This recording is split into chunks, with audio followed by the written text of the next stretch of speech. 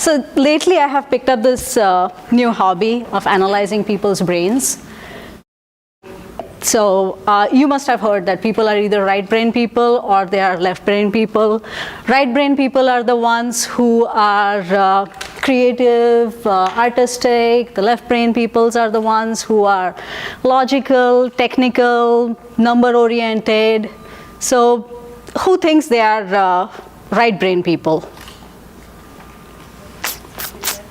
Who thinks they are left brain people? And who thinks that they use both sides of their brains? Whoa. See? That's what I was looking for. Thank you so much. Because that is one thing that even I believe in. And so, you know, as my hobby of analyzing brains, whose brain can I analyze the best? That's my brain. And these are all the things that I have done so far in my life. So obviously you can see that, you know, I have used both sides of my brains equally. And because of that, most of the time when I try to tell people that what is it that I have done, they usually feel that this is very stereotypical view, but they feel that, you know, oh, you have done so many things in your life, you mustn't be good at anything. You know, you are just jack of all trades and you don't know anything to do well. So, but if you look at it, in each and every stage of life, whatever I did, these are just few examples, whatever I have done, I have really done well. And all the things that I have done in the past are today shaping up my present. I have done the things without knowing where I was going, which direction I was going, but finally everything came together, and this is what I am today. So with all these achievements and obviously equal number of failures, I have realized a few things. I have realized 3 different rules that I live by in my own life. These are not very deep philosophical rules or anything. These are like these, you know, very cute mantras or very something that you will find online all the time kind of things. But I have versions of those things. I have, or I couldn't say I have versions of those things. There are certain versions of these things that I truly believe in. And this is one of them. There are 3 rules. Obviously, I think all the slides were mentioning 3 rules. So you know you don't have to wait here after 3 rules. So this is the first one. Like, how many times have you heard this? That do what you love. And you might have heard the thing which is choose a. So how many times you've been told that, you know, choose a job that you love and you will never have to work a day in your life?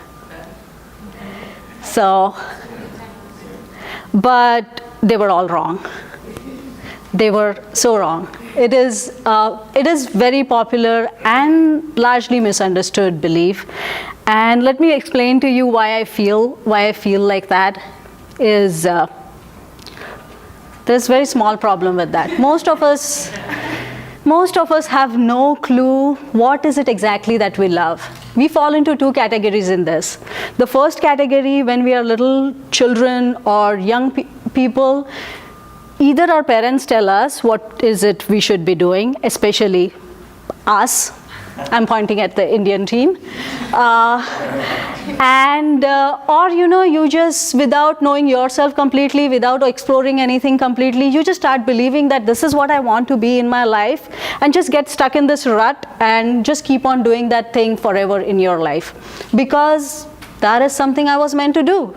And there's another category which spends their whole life in figuring out what is it that I'm supposed to do?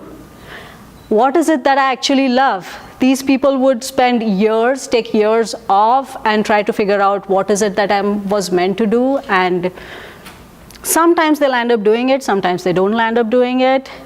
And I fall into the previous category. The people who are, when they're children, they are told, that's me, not the cute one, the malnourished one. At the age of 8, I decided that I wanted to be an architect. I had no clue what architect did. I had no awareness of what I was. Obviously, I was 8. And because most of the people around me wanted to be either doctor or engineers, I decided I want to do something different. And what is different? I heard this word somewhere that there is an architect who maybe builds something or does something like that. I will become an architect. So fine.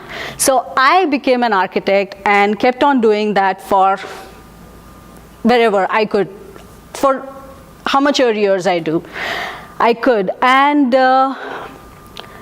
if these people, these were my mentors for a long time, if these people had not given me a different direction, I would have still been an architect, which would have been a good life, but maybe I wouldn't have explored or realized my whole potential. These my mentors, they realized that with creative ability, I also had analytical ability and I should make use of it. So they referred me to Colliers International, and that was my first job as a consultant. Before that, I was an architect, I was practicing architecture, I was good at it, I was happy with what I was. But if these two had not pushed me out of my comfort zone, I would have just got very comfortable out there. And that was the first time I was taken out of my comfort zone. And then that one time just made me comfortable to step out of my comfort zone, and I was able to do it again and again. But the reason why I could do it, the only reason was that I always loved what I did. So I did not do what I love, but anything in my life that I'm always doing, I always try to love whatever it is that I'm doing. And obviously, I believe it. This person who got tattooed on their arm believes it. And there's one more person who believes it. You will believe him more than me. So this is the person who believes in it. I can see that, now you believe it. That brings us to my next rule, which is this. We have been told this so often, that fail early, fail fast, fail often. Out of this, there's only the first part of it that I personally believe in, which is fail early. Saves resources, saves a lot of things, saves time, money, people, and it's fine to fail early. Fail fast and fail often talks more about the quantity of failure. It tells you that you need to fail a lot of times. But just imagine, or let me take you to next question and bring you back. You might say that, if we don't fail, how are we supposed to innovate? Aren't we supposed to, we are in this agile world where we are supposed to think fast, do things fast, and we are supposed to fail. But at Refine and Focus, we work with a lot of startups, we work with a lot of investors. And this is one thing, if I have realized something very dramatically different, is this, that the entrepreneurs who fail miserably, they find it really difficult to come back. They really find it difficult to bounce back. And investors, do you think that if you fail as an entrepreneur, fail badly, do you think investors are really going to invest in you ever after that? And forget about all those people, think about us, like we are strategy consulting firm. If we start failing, do you think our clients are going to come back to us? So that's, it's nice to have really cute, nice mantras, nice, it just sounds really nice, rhymes really nice, but the thing to understand is that it's about quality. It's about, I'm not saying that don't have the courage of failure. I am saying have the courage of failure, but every time you do something, give your best effort to it. And in the process, if you fail, it's fine, suck it up, bounce back. But don't think that failure is something that has to happen. And going back to innovation, these are all kinds of failures that they are. This is like exhaustive list of failures. And out of this list, there are only 2 failures which are relevant to innovation. So you can imagine when in innovation you are asked to fail, people are actually talking about the last 2 ones. And they're not discussing the other failures. This.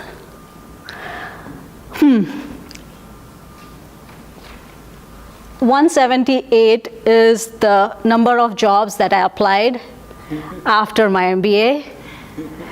53 is the number of interviews I gave. And you can clearly see that I have only 1 job. So I succeeded only 1 time. And it was not because of this process. It was totally not because of this process. In this process, not even a single cover letter or single resume, I gave myself completely. I did not do my 100%. That's why you see that glaring failure over here. The 1 job that I got, that job was the one that I developed long relationship. I worked on that relationship. And whatever internship or jobs that I got were result of that. They were never result of this half-hearted effort, ever. So I have revisited this rule of failure, and I just say that, it's okay to fail, but only after you have given your 100%, only after you have tried hard. You set up yourself for success, don't ever set up yourself for failure. Have the courage of failure.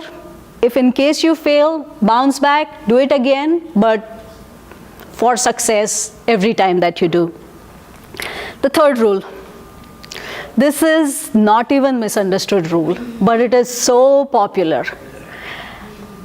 It was thrown at me many times, and I am pretty sure it's been thrown at you many times. I think it has to do again with the rhyming, because it's fake it till you make it. That's why the rule exists. Otherwise, I don't see any value in this rule. Because if you are faking it, you are the only person who is falling for it. Trust me, there is no one else who is falling for it. Because the truth is, they know it. If they don't figure it out when you send your resume, they'll figure it out in your interview. If they don't figure it out in your interview, they will figure it out when you're working with them. And this is a small world. Believe it or not, it's a smaller world than you think it is, and then you will get branded as this. And we have at Refine and Focus, we have to have a safety net for this. We have little longish process of hiring. First is you give us your resume, then there are interviews, then we give you an assignment, then there is internship, and after internship you get hired as a full-time person. So, point of telling you this is there was this person, I think we made this mistake only once, but there was this person with brilliant resume. We were totally impressed with the resume. We didn't figure it out. That person went, even in the interview, we didn't figure it out. But when that person started actually doing an internship with us, we realized that this person is it's just big no-no. And even when you work with us, even if you don't make from that internship to employment thing, we become your friends forever. We become your mentors forever. We will help you at every step of your career for rest of your life. I have so many interns who have left us and they still call us up for having career advice. A lot of them have also become our clients now. So that's the kind of relationship that we look for. And this person, after this person did that, not only this person was not allowed to finish his internship, but at the same time, it was just, it just felt burnt. It just felt so cheated. We didn't have anything to do with this person. So this one is a big no. So my revised version of this rule will be, just be yourself. you are brilliant the way you are, and I hope, I hope when you look at me, you see that I'm just proud to be myself. Whatever I am, whoever I am, I'm just so proud just to be myself. And on top of that, it is complicated enough to be yourself, don't overcomplicate it by being someone else. So that's all for today, and I have these 3 rules for you just to summarize quickly. They have worked for me. I hope they are useful for you, because these are the 3 rules that I live by, and that's it. Thank you so much.